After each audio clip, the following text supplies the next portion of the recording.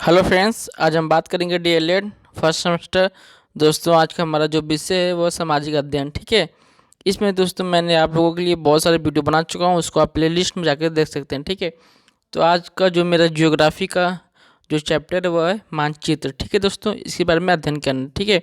इसमें इसकी परिभाषा पढ़ना, अर्थ पढ़ना है, इसकी विशेषताएँ पढ़ना। ठीक है। और जो मानचित्र के घटक हैं तीनों, दूरी, दिशा और प्रतीक, इन तीनों को दोस्तों पढ़ना है। ठीक है। अगर दोस्तों आप मेरे चैनल पर नहीं आए तो मेरे चैनल को सब्सक्राइब कर लीजिए, क्योंकि दोस्तों मैं आप लोगों के लिए ऐसा वीडियो प्रोवाइड करता रहूँगा। ठीक है। और दोस्तों नेक्स्ट मानचित्र के प्रकार पढ़ना और उपयोगिता पढ़ना है। ठीक है। अब दोस्तों चलिए देख लेते हैं मानचित्र के बारे में। ठीक है। पृथ्वी का आकार गोलाकार है। ठीक है। जो पृथ्वी है उसका आकार कैसे दोस्तों, वो गोलाकार है, इसलिए इसका सही प्रदर्शन करने के लिए ग्लोब का प्रयोग किया जाता है। ठीक है। जो पृथ्वी का आकार वो गोलाकार है, इसका जो सही प्रदर्शन करने के लिए किसका यूज किया जाता है दोस्तों, वो ग्लोब का यूज किया जाता है। ठीक है। ग्लोब मानव द्वारा निर्मित पृथ्वी का एक ऐसा मॉडल है जिससे पृथ्वी के स्वरूप का गहन व विस्तृत ज्ञान होता है। ठीक है। जो ग्लोब है वो मानव द्वारा ही निर्मित किया गया है, जिससे इस पूरे पृथ्वी का संपूर्ण गहन किया जा सकता है विस्तारपूर्वक। ठीक है। परंतु ग्लोब का प्रयोग किसी छोटे क्षेत्र के विस्तृत अध्ययन के लिए नहीं किया जा सकता। ठीक है। एक समय पर ग्लोब का अधिकतम आधा भाग ही देखा जा सकता है, इसलिए एक ही समय पर समस्त संसार का अध्ययन अथवा विश्व के दूरस्थ स्थितियां जो हैं भागों को तुलनात्मक अध्ययन नहीं किया जा सकता। इतना ही नहीं, ग्लोब को एक स्थान से दूसरे स्थान पर ले जाने में भी कठिनाई का अनुभव करना पड़ता है। ठीक है। क्या होता है, ग्लोब का प्रयोग में इन्हें असुविधा के कारण मुख्यतः मानचित्र का प्रयोग करता है। ठीक है। जो ग्लोब का प्रयोग है, इन सब जो असुविधाएं होती है, इसलिए दोस्तों हम लोग किसका यूज करते हैं, मानचित्र का। ठीक है। मानचित्र के बारे में पढ़ लेते हैं। मानचित्र भूगोल का एक अनिवार्य उपकरण है। ठीक है। किसका, भूगोल का।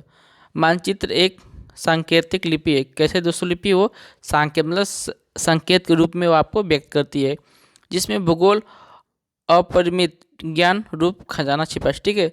जिसमें भूगोल का क्या बहुत सारे खजाना छुपा होता है। ठीक है। मानचित्र को अंग्रेजी भाषा में मैप कहते हैं। मैप शब्द की उत्पत्ति किसमें दोस्तों, लैटिन भाषा में। ठीक है। मैपा शब्द से हुई है। किससे दोस्तों, मैपा शब्द से। ठीक है। नेक्स्ट पॉइंट दोस्तों देख लेते हैं। लैटिन भाषा में मैपा का शाब्दिक अर्थ होता है कपड़े का मेज पोस्ट। ठीक है। या रुमाल कहते हैं। ठीक है। इसको मैपा का क्या है, लैटिन भाषा में जो शाब्दिक यूज है उसका क्या है, मेज पोस्ट मतलब रुमाल कहते हैं। अतः मध्यकालीन युगों में कपड़े पर बने संसार के चक्र मानचित्र मैपा मुंडी कहलाने लगा। ठीक है। विभिन्न विद्वानों द्वारा मानचित्र की परिभाषा है। ठीक है। मानचित्र के ऊपर बहुत सारे विद्वान परिभाषा दी है, उसके बारे में दो तीन लोगों का देख लेते हैं। ठीक है। मानचित्र धरातल के आलेखी निरूपण होते हैं। ठीक है। ये दोस्तों किसने कहा है, फिंच तथा ट्रिवार्था। ठीक है। अब दोस्तों नेक्स्ट किसने कहा उसके बारे में देख लेते हैं। निश्चित मापनी के अनुसार धरातल के किसी भाग के, ठीक है, लक्षणों के समतल सतह पर निरूपित ही मानचित्र है। ठीक है। यह परिभाषा दोस्तों किसने कहा है, जेफ ए मार्कहाउस। ठीक है। अब दोस्तों हम लोग नेक्स्ट में देखेंगे। ठीक है। मानचित्र अथवा दोस्तों मानचित्र धरातल अथवा उसके किसी भाग तथा वहाँ के भौतिक और राजनीतिक लक्षणों आदि का अथवा खगोलीय पिंडों का कागज या किसी अन्य पदार्थ की समतल सतह पर निर्मित ऐसे चित्र। ठीक है। जिसमें अंकित प्रत्येक बिंदु निश्चित मापनी या प्रक्षेप के अनुसार अपनी भौगोलिक अथवा स्थिति के अनुसार स्थित होता है। ठीक है। तो दोस्तों ये जो एक परिभाषा इसको दोस्तों डडले स्टैम्प ने कहा है। ठीक है। ये जो परिभाषा पूरा है। ठीक है। अब दोस्तों हम लोग देखेंगे नेक्स्ट। ठीक है। उपयुक्त विद्वानों द्वारा दी गई जो मानचित्र की परिभाषाएं हैं, उससे बहुत सारे उसकी विशेषताएं प्रकट होती हैं। तो उसकी जो विशेषताएं उसको देख लेते हैं। ठीक है। तो देख लेते हैं जो पहली इसकी विशेषता क्या है, मानचित्र पृथ्वी के वास्तविक रूप का प्रदर्शन नहीं करता। ठीक है। जो मानचित्र का जो पृथ्वी का वास्तविक रूप है ना, उसका प्रदर्शन नहीं करता है, बल्कि मापक के अनुसार घटाए गए स्वरूप का प्रदर्शन होता है। जो मापक द्वारा जो घटाया गया है उसका स्वरूप उसका दोस्तों वो इसमें प्रदर्शन किया था। मतलब कि बहुत सारे चीज़ों को आप छोटे जगह में उसको दिखाना। ठीक है। मानचित्र संपूर्ण पृथ्वी अथवा उसके किसी भाग का समतल कागज पर एक विशेष अनुपात में लघु चित्रण है। ठीक है, जो जो दोस्तों मैंने आपको बताया वो इस लाइन में कंप्लीट होता है। पृथ्वी की त्रिविमीय आकृति का द्विविमीय समतल कागज पर प्रदर्शन ही मानचित्र होता है। ठीक है, तो इसको जो विशेषता है उसको दोस्तों आप देख लिया। नेक्स्ट पॉइंट दोस्तों हम लोग देखते हैं। ठीक है, जो मानचित्र के घटक हैं उसके बारे में दोस्तों देख लेते हैं। ठीक है, मानचित्रों के अध्यापन के लिए 3 प्रमुख घटकों का व्यवहारिक ज्ञान आवश्यक है। ठीक है, जो मानचित्र के आपको ज्ञान के लिए या उसको अध्यापन के लिए 3 जो प्रमुख हैं घटक हैं उसको दोस्तों उसके बारे में मालूम होना बहुत आवश्यक है। इसके बिना दोस्तों जो मानचित्र उसका निर्माण या निर्मित नहीं किया जा सकता। ठीक है, यह समझना कठिन होता है। तो जो पहला घटक है दिशा, दूसरा है दूरी और तीसरा आपका प्रतीक चिन्ह। इन तीनों दोस्तों ज्ञान होना बहुत आवश्यक है। ठीक है, सबसे पहले दोस्तों हम देखेंगे पहला दिशा। ठीक है, मानचित्रों का यह प्रमुख घटक है। जो मानचित्र उसका दोस्तों ये बहुत ही प्रमुख इंपॉर्टेंस घटक। ठीक है, किसी भी प्रकार के मानचित्र के अध्ययन के लिए दिशा का ज्ञान होना अपरिहार्य है। ठीक है, मतलब आपको दिशा ज्ञान होना बहुत ही आवश्यक है। मानचित्र के ऊपर की ओर, ठीक है, जो मानचित्र है मानचित्र में ऊपर की ओर दाहिनी कोने पर, ठीक है, एक तीर मतलब का निशान होता है। ठीक है, जिससे मानचित्र है ना इसके ऊपर की ओर ऐसे एक निशान होता है। ठीक है, जिसके ऊपर अक्षर, जिससे इसके ऊपर क्या लिखा उत्तर लिखा होता है। ठीक है, यह तीर का निशान उत्तर दिशा। ठीक है, नेक्स्ट देख लेते हैं। उत्तर की दिशा की ओर संकेत करता है। ठीक है, यदि हम उत्तर दिशा के बारे में जानते हैं तो अन्य 3 दिशाओं दक्षिण, पूर्व एवं पश्चिम के बारे में भी जानते हैं। ठीक है, अगर दोस्तों ये आपको जानते हैं, देखिए ये आपका दिशाओं का ज्ञान होता है। ठीक है, इसमें दिशाओं की क्या आंसर पूर्व होता है, ये दोस्तों दक्षिण होता है। ठीक है, ऐसे ही दिशाओं का ज्ञान होता है। पूर्व, पश्चिम, उत्तर, दक्षिण इन चारों दिशाओं को प्रधान दिग बिंदु कहते हैं। बीच की 4 अन्य दिशाओं का ज्ञान सामाजिक विषय के अध्ययन में आवश्यक है। ठीक है, इन सब का जो है दिशाओं का ज्ञान किस में आवश्यक है, सामाजिक अध्ययन में बहुत ही इंपॉर्टेंट मतलब आवश्यक है। ठीक है, ये दिशाएं क्रमशः दोस्तों कैसे होती हैं, उत्तर पूर्व, ठीक है, या दक्षिण पूर्व होते हैं। जैसे दोस्तों ऐसे हो गया ना, इसमें देखिए ये जैसे मान लीजिए ये उत्तर है तो ये उत्तर पूर्व होगा। ठीक है, ऐसे होता है। ठीक है, ये जो दिशा होगी आपकी, ठीक है, उत्तर पूर्व हो गया, दक्षिण पश्चिम या दक्षिण पश्चिम है। ठीक है, इन सहायक दिशाओं के माध्यम से किसी भी स्थान की सही स्थिति का पता लगाया जा सकता है। ठीक है, जो आपका अगर दिशा का ज्ञान अच्छा है तो आप कहीं भी किसी का भी पता लगा सकते हैं। ठीक है, और दोस्तों देख लेते हैं। ठीक है, दिक्सूचक जिसे आप कंपास, ठीक है, जो कंपास की सहायता से किसी भी स्थान की दिशा का ज्ञान प्राप्त कर सकते हैं। ठीक है, जो कंपास उससे किसी भी दिशा का ज्ञान आप प्राप्त कर सकते हैं। ठीक है, ये एक ऐसा छोटा सा यंत्र है जिसकी सहायता से मुख्य दिशाओं का पता लगाया जा सकता है।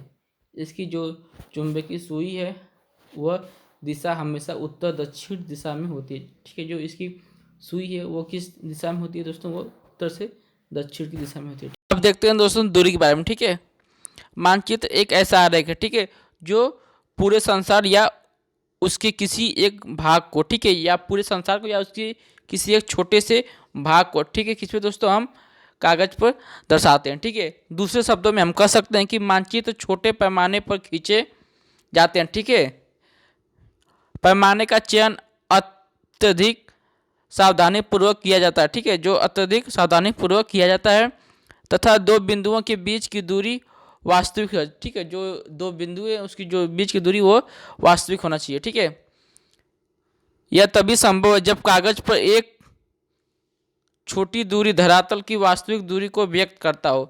ठीक है, इसके उद्देश्य के लिए एक मापन स्केल या मापने का प्रयोग किया जाता है। ठीक है, तो उसके बारे में देख लेते हैं। जो पैमाने का मापक है या मापक जो है 2 बिंदुओं के बीच की मानचित्र पर दूरी। ठीक है, क्या दोस्तों, जो 2 बिंदु उसके बीच की मानचित्र पर दूरी है और बटे के उन्हीं 2 बिंदुओं की धरातल पर वास्तविक दूरी। ठीक है, इन दोनों का यही है। ठीक है, अब नेक्स्ट दोस्तों हम लोग देखेंगे मापन के प्रकार। ठीक है, तो सामान्य रूप से मानचित्र में 2 प्रकार के मापनों का प्रयोग किया जाता है। ठीक है, जो कितने प्रकार के दोस्तों? 2 प्रकार के, ठीक है। पहला है दीर्घ मापन मानचित्र, दूसरा है लघु मापन मानचित्र, ठीक है। इसमें और देख लेते हैं। जब कभी बड़े क्षेत्रफल वाले भागों, जैसे दोस्तों महाद्वीप हो गया या किसी भी देश को कागज पर लिखाना, ठीक है, होता है, तब लघु मापक या मापनी का प्रयोग करते हैं, ठीक है। उदाहरण में देख लेते हैं, तब समझ में आ जाएगा आप लोगों को। यदि किसी स्थल के 500 किलोमीटर को मानचित्र पर 5 सेंटीमीटर दर्शाते हैं तो इसे लघु मापक वाला मानचित्र कहते हैं, ठीक है। नेक्स्ट देख लेते हैं दोस्तों। इसी प्रकार जब किसी एक छोटे क्षेत्रफल वाले भाग, जैसे अपने गांव या शहर को कागज पर दिखाना हो, तब बड़े पैमाने का उपयोग किया जाता है। उदाहरण के लिए स्थल पर 500 मीटर की दूरी को मानचित्र पर 5 सेंटीमीटर से दर्शाया जाता है, ठीक है। इस प्रकार के मानचित्र को दीर्घ मापन मानचित्र कहते हैं, ठीक है। ध्यातव्य है कि बड़े पैमाने वाले मानचित्र छोटे पैमाने वाले मानचित्र की अपेक्षा अधिक जानकारी देते हैं, ठीक है। जो बड़े मानचित्र वाले हैं वो छोटे जो मानचित्र तो उसकी अपेक्षा अधिक आपको नॉलेज देते हैं, ठीक है। नेक्स्ट देख लेते हैं दोस्तों प्रतीक चिन्ह, ठीक है। जो मानचित्र उसका प्रतीक चिन्ह या किसी भी मानचित्र का तृतीय घटक, ठीक है। कौन सा घटक दोस्तों? ये तृतीय घटक है। किसी भी मानचित्र पर वास्तविक आकार एवं प्रकार में विभिन्न प्रकार की आकृतियाँ, भवनें, पुलों, वृक्षों, सड़क मार्गों, नहरों, कुआं, जो धार्मिक स्थल हैं और सार्वजनिक जो प्लेस है या प्रतिष्ठान को प्रदर्शित करना संभव नहीं होता है, ठीक है। इसी व्यवहारिक कठिनाई को दूर करने के लिए चित्रों, रेखाओं, अक्षरों व छायाओं, रंगों का प्रयोग किया जाता है, ठीक है। जो इन सब को प्रदर्शित करने के लिए या किसी चित्र का प्रयोग किया जाएगा या किसी छाया का या किसी रेखा या किसी अक्षर का प्रयोग किया जाता है मानचित्र पर, ठीक है। इन प्रतीक चिन्हों की विशेषता यह है कि ये कम स्थान में अधिक बोध कराते हैं, ठीक है। कम जगह पर अधिक आपको जानकारी देते हैं, ठीक है। इसके प्रयोग से मानचित्र आसानी से खींचा जा सकता है, ठीक है। इन्हें रूट चिन्ह कहा जाता है, ठीक है। कौन सा दोस्तों? ये वाला रूट चिन्ह, ठीक है। इन प्रतीक चिन्हों के उपयोग में अंतर्राष्ट्रीय सहमति भी होती है, ठीक है। अब देख लेते हैं मानचित्रों के प्रकार कैसा होना चाहिए, ठीक है। मानचित्र वर्गीकरण के निम्नलिखित कितने प्रकार हैं? 3 है, ठीक है। पहला है मापनी के आधार पर, दूसरा स्थलाकृति लक्षणों की मात्रा के अनुसार, तीसरा है उद्देश्य के आधार पर, ठीक है। तो सबसे पहले हम लोग देखेंगे फर्स्ट, ठीक है, मापनी के आधार पर। भूसंपत्ति मानचित्र नगरों के प्लानों तथा स्थलाकृतियों मानचित्रों को बृहद मापनी वाले मानचित्र की संज्ञा दी जाती है, ठीक है। वहीं दूसरी ओर दीवार मानचित्र व एटलस मानचित्र लघु मापक मानचित्र कहलाते हैं, ठीक है। आप सेकंड देख लेते हैं हम लोग स्थलाकृति लक्षणों की मात्रा अनुसार, ठीक है। ऐसे मानचित्रों में धरातल पर अव्यवस्थित ऊंचे तथा नीचे वाले स्थान का प्रदर्शन किया जाता है। इस मानचित्र में उच्चावच मतलब उच्च ऊंचा जो कहते हैं के प्रदर्शन के लिए हेस्टर प्रणाली या समोच्च रेखाएं, जो आपको क्वेश्चन में दिया है ना, समान ऊंचाई वाले बिंदुओं को मिलाने वाली काल्पनिक रेखा जिसको बोलते हैं, वह स्थानिक ऊंचाई तल चिन्हों की सहायता ली जाती है। ऐसे मानचित्र जिनमें स्थलाकृति लक्षणों के स्थान पर सांस्कृतिक व आर्थिक तत्वों के प्रदर्शन को प्राथमिक दी जाती है, उसे दोस्तों क्या कहते हैं? प्लेनिमेट्रिक या मानचित्र कहते हैं, ठीक है। इसकी उपयोगिता देख लेते हैं। संसार में मानचित्रों की उपयोगिता दिन प्रतिदिन बढ़ती जा रही है। विभिन्न देशों में प्राकृतिक संसाधनों की खोज हो रही है। इन संसाधनों को अंकित करने के लिए आर्थिक, सामाजिक व सांस्कृतिक तथा राजनीतिक पक्षों को प्रदर्शन करने के लिए मानचित्र का निर्माण एवं उपयोग किया जाता है, ठीक है। अब नेक्स्ट देख लेते हैं। भूगोल में मानचित्रों का उपयोग सबसे अधिक होता है, ठीक है। किसमें? भूगोल में। ग्लोब व मानचित्र भूगोल के प्रमुख उपकरण एवं देख सकते दोस्तों। नेक्स्ट मानचित्रों को भूगोल की जानकारी के लिए, ठीक है, एवं जो मानचित्र है उसको भूगोल की जानकारी के लिए अंधे की लकड़ी भी कहा जाता है। ठीक है।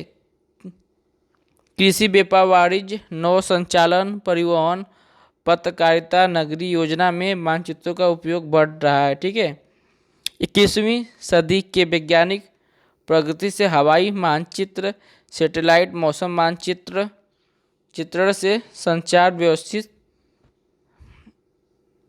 भी प्रगति पर है। ठीक है।